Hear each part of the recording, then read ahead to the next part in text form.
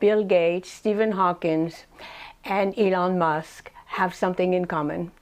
They all fear artificial intelligence and what it could do to humans in the future. But there's something that we need to be concerned about that is a little bit closer to us in time, and that is the robots. Martin Ford, in The Rise of the Robots, Technology and the Threat of a Jobless Future, addresses all of this.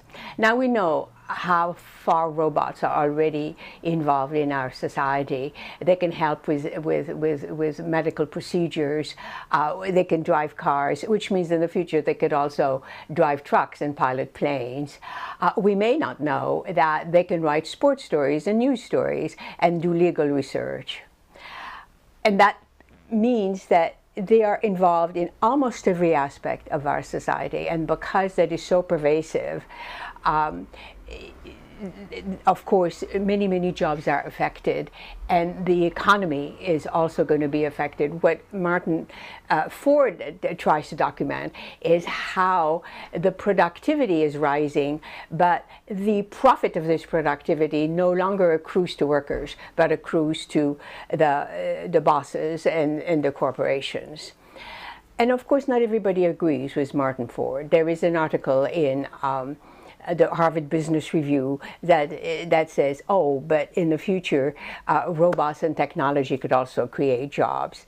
And there's also a group of Silicon Valley entrepreneurs and other people who make decisions there, who have written an open letter, which you can find at an open letter on the digitaleconomy.org, where, among other things, they acknowledge what we don't know and ask for more research.